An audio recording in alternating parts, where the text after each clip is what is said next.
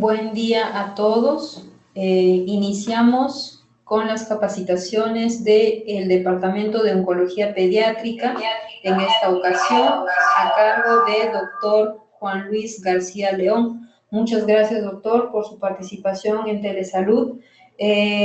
Bueno, sin más, iniciamos la capacitación a las 2:05, hora puntual. Muchas gracias, doctor. Adelante. Gracias por la invitación. Buenos días con todos.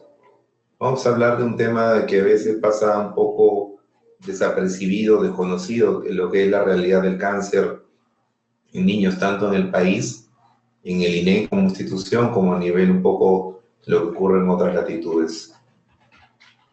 Hay que tener claro que oncología pediátrica es una especialidad en la cual el oncólogo pediatra, que es un médico con entrenamiento inicial en pediatría y posteriormente en lo que es oncología pediátrica, aunado a especialidades médicas, quirúrgicas, enfermería, odontología, rehabilitación, psicología, servicio social, seguimiento a largo plazo, se encargan tanto del aspecto inicial de diagnóstico de un niño con cáncer, así como del tratamiento, el manejo de las complicaciones del tratamiento y posteriormente el seguimiento a largo plazo de un niño curado y también de los cuidados paliativos de un niño que lamentablemente no logró vencer esta enfermedad. Entonces es un enfoque multidisciplinario, es el primer punto que tenemos que tener en cuenta. A nivel de Estados Unidos, por ejemplo, se tienen aproximadamente 10.450 nuevos casos de cáncer en niños hasta los 14 años de edad. 1.350 muertes en dicho grupo. Si tomamos el grupo de adolescentes de 15 a 19 años, vemos que esta cifra es mucho mayor. Tenemos casi 16.000 nuevos casos en una población pediátrica de 0 a 18 años. El cáncer pediátrico representa el 1% del total de neoplasias malignas diagnosticadas. Si se dan cuenta, somos muy pocos para lo que representa el cáncer a nivel global. La población adulta pues es muy grande en términos de volumen con diagnóstico con cáncer. Existe un 0.24% de posibilidad de desarrollar cáncer antes de los 15 años. 1 de 408 personas menores de 15 años será diagnosticado de cáncer en dicho grupo etario. A su vez, se tienen que hay casi 380.000 sobrevivientes de cáncer pediátrico vivos hasta el 2010. Entonces vemos que hay una gran cantidad de personas curadas de esta enfermedad, viviendo una vida tratando de ser lo más normal posible, que es un punto que vamos a ver posteriormente. La incidencia en niños y niñas de 178 y de 160 casos por millón en menores de 14 años, con una tasa de mortalidad de 23.3 y 21.1 por millón, también en niños y niñas menores de 14 años. Entonces vemos que las cifras de cáncer en la población pediátrica en un país como Estados Unidos son números notablemente elevados, como ustedes se pueden dar cuenta. Pero aún a pesar de eso no representamos una gran cantidad para lo que es el cáncer a nivel mundial. Si vemos acá la diferenciación entre las diferentes razas, vemos que la leucemia linfática aguda siempre corresponde al diagnóstico más común en raza blanca, en raza negra, en hispánicos. Siempre es nuestra principal patología, pero comenzamos a notar ciertas diferencias. Por ejemplo, en la raza negra tenemos una mayor cantidad de pacientes con tumores cerebrales. Vemos acá también los hispánicos. Entonces vemos que casi siempre se repite que los principales diagnósticos son las leucemias linfáticas agudas, los tumores cerebrales, los linfomas y posteriormente los demás diagnósticos que ustedes ven por acá. Cuando hacemos la diferenciación sexo masculino y femenino, igualmente sigue siendo leucemia linfática aguda nuestra principal patología. Y vemos que nuevamente se cumplen tumores cerebrales, comienzan a aparecer otras entidades como el neuroblastoma, los linfomas, y acá aparecen los tumores renales que son más frecuentes en niñas en la población pediátrica. A nivel Perú, en el INEM estamos diagnosticando cerca de 700 nuevos casos de cáncer en menores de 15 años anualmente. Una incidencia de 153.5 casos por millón en niños menores de 0 a 14 años, según el registro de cáncer de Lima Metropolitana. Si se acuerdan, previamente dijimos que la tasa En Estados Unidos está por los 170 casos por millón. O sea, tenemos una incidencia menor a la americana. En Perú tenemos más de 30 millones de habitantes. Como ustedes ven, todos los departamentos del Perú, pero solamente tenemos tratamiento de cáncer en niños en Lima, en los centros que ustedes ven ahí enunciados, y en Arequipa. El resto del país no existen lugares donde se trate cáncer en la población pediátrica, lo cual obviamente no es adecuado. Si nos basamos en el registro de cáncer de Lima metropolitana, vemos que la incidencia de cáncer ha aumentado de los años 90 hasta las últimas cifras que tenemos del periodo 2010-2012. Vemos que la curva es ascendente en cuanto a incidencia de cáncer tanto en niños como en niñas, pero aún estamos por debajo de cifras como la de Estados Unidos, como estábamos viendo. Y se ve que hay un incremento del 0.6% anual desde 1975 en Estados Unidos. Y vemos acá que nosotros también tenemos un aumento de la incidencia. Pero esto probablemente se pueda deber a que hay mayor referencia de casos de provincia hacia Lima, porque no se olviden que esto no es un registro del país, este es un registro solamente de Lima metropolitana. Por tanto, si hay más referencias de provincia a Lima, se va a ver reflejado en este. Y la mortalidad, como ustedes ven, hay un declive, pero es un declive que no está pronunciado como uno quisiera o uno esperaría.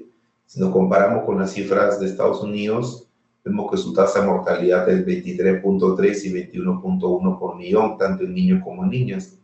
Y nosotros vemos que estamos con cifras doble o el triple de las que hemos expresado. Nos falta todavía acá mucho por hacer en términos de curación. Pero acá me olvidaba abajo que el cáncer en los niños representó solo el 1.7% del total de neoplasias malignas según el registro del cáncer de Lima metropolitana. Nuevamente hacemos hincapié de que somos una población pequeña comparado con la carga global de cáncer en la población adulta. Si vemos la distribución etaria del cáncer en los niños, vemos que la mayoría de los casos están englobados dentro de una población netamente pediátrica, de 1 a 4 años, de 5 a 9 años. Son niños pequeños aún, por eso es la gran importancia de una formación pediátrica para hacer esta especialidad. Nuestras patologías más comunes, como ya hemos hablado, leucemia en la cabeza, tumores del sistema nervioso central, linfomas, sarcomas, tumores renales, óseos, retinoblastomas, etc.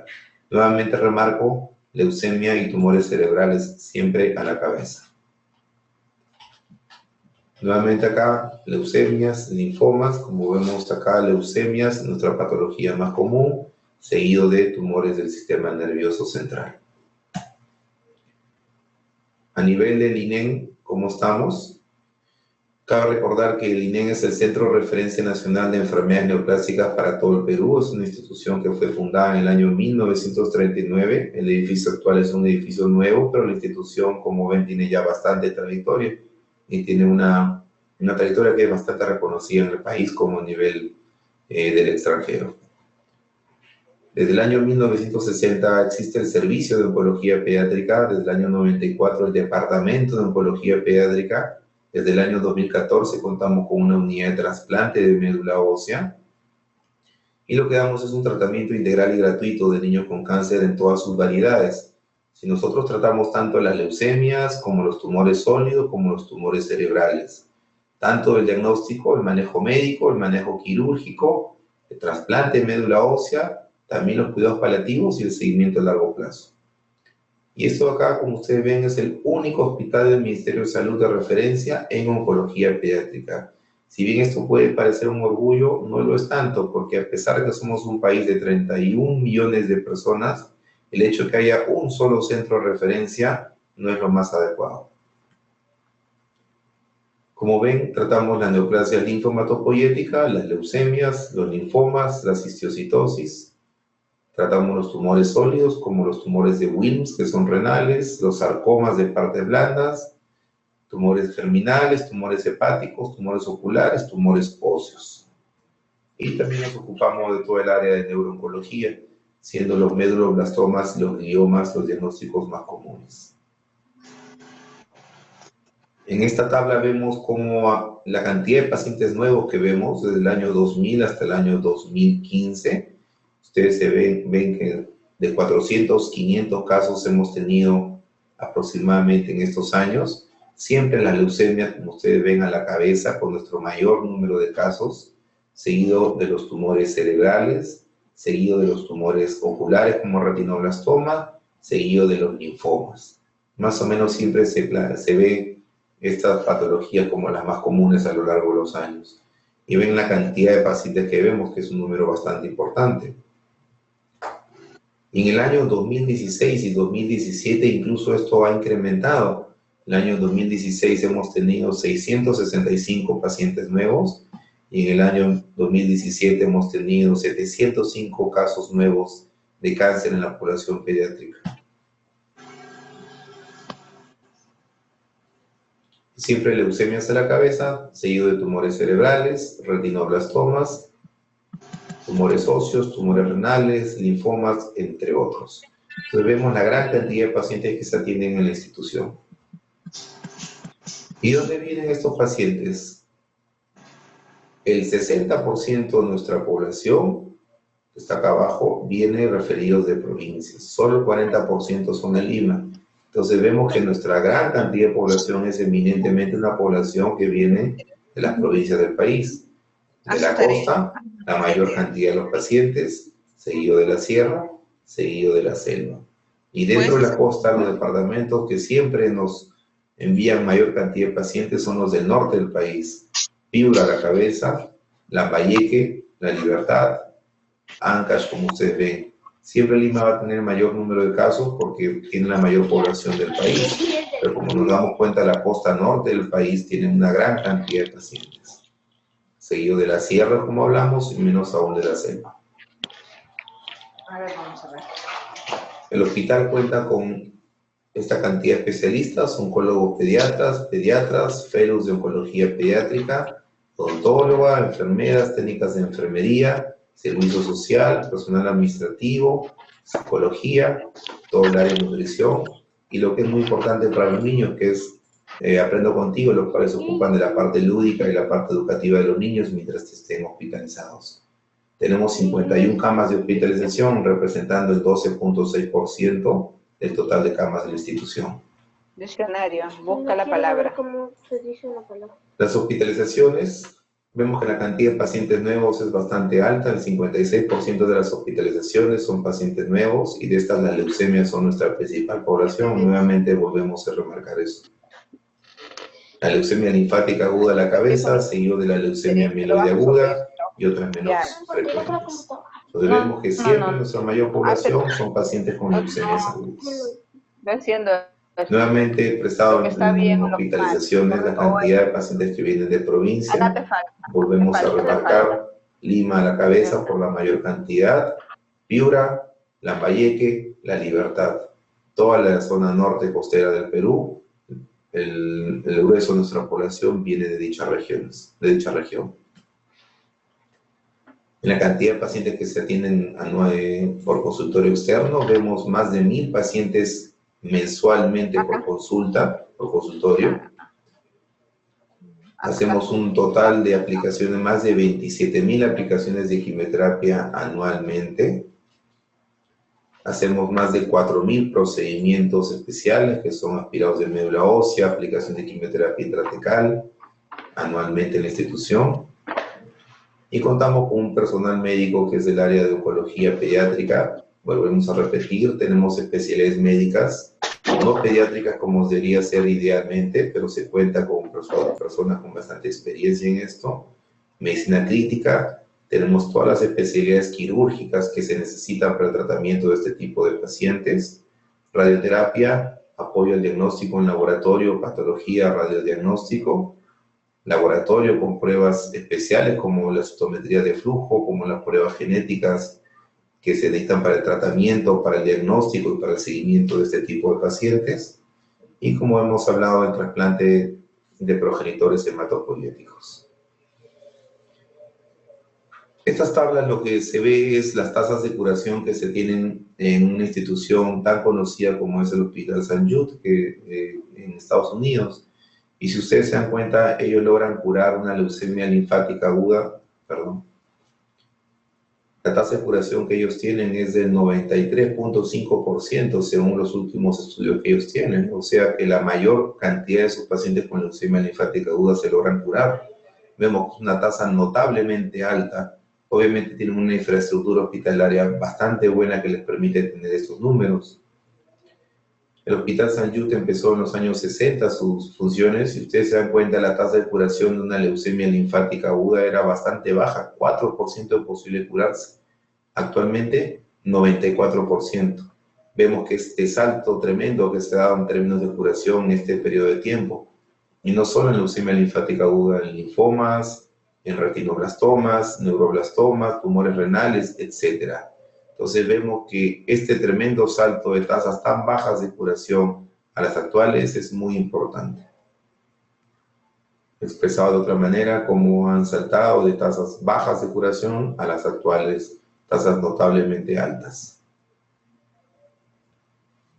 ¿Cómo estamos acá en la institución, por ejemplo? En términos de leucemia linfática aguda de bajo riesgo, tenemos una tasa de curación que se acerca al 80%, pero a medida que la enfermedad se va haciendo una enfermedad mayor, una leucemia de riesgo intermedio baja a 64% y una leucemia de alto riesgo baja a menos de 50%. Por eso la importancia de tener un diagnóstico temprano y adecuado en este grupo de pacientes. En cuanto a linfomas de Hodgkin, tenemos una tasa de curación, como ustedes ven, por encima del 80%, lo cual es bastante bueno para la realidad del país. Expresado según los estadios, un estadio 1 de un linfoma se curan todos, un estadio 2, una enfermedad aún temprana, 96%, pero cuando esta enfermedad va aumentando su extensión, vemos cómo comienza a caer la tasa de curación. Lo mismo vemos en tumores renales, un tumor estadio 1 y 2, vemos que la mayoría de los pacientes logran curarse. Un estadio 3 y un estadio 4, que es una enfermedad metastásica, baja la tasa de curación, pero igual son números bastante altos para hacer enfermedades metastásicas. Pero lo ideal es tener pacientes en estadio 1 y 2, que es enfermedad temprana. Lamentablemente, el 75% de nuestros pacientes vienen en estadio 3 y 4, que es una enfermedad avanzada, y por tanto la tasa de curación baja, como ustedes ven, casi a la mitad. En tumores cerebrales también una tasa global de 50% aproximadamente de curación. En osteosarcomas no metastásicos por encima del 50%, pero cuando esta enfermedad se la deja su curso evolutivo y hace metástasis, la tasa de curación baja notablemente. Pacientes con tumores germinales, como ustedes ven, una tasa de curación que está por encima del 80%. Y si ustedes se acuerdan las cifras que mostramos del Hospital St. Jude y ven las cifras que nosotros tenemos, hay pues una brecha.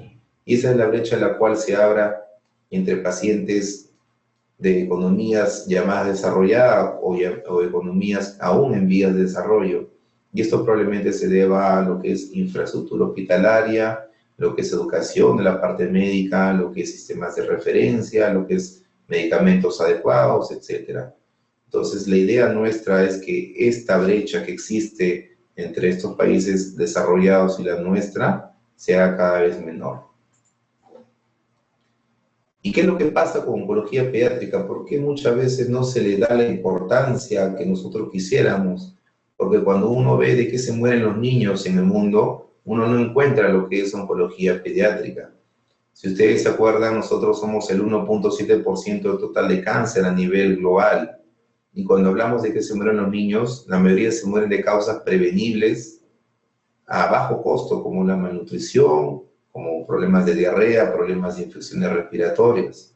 Nosotros no figuramos en esta, no contribuimos en gran número a estas causas de mortalidad. Por eso es que muchas veces no se da la importancia que uno quisiera. Pero no se pueden olvidar de que son una cantidad de niños acá en el Perú, 1.200 a 1.500 pacientes anualmente que tienen esta enfermedad, lo cual merece atención.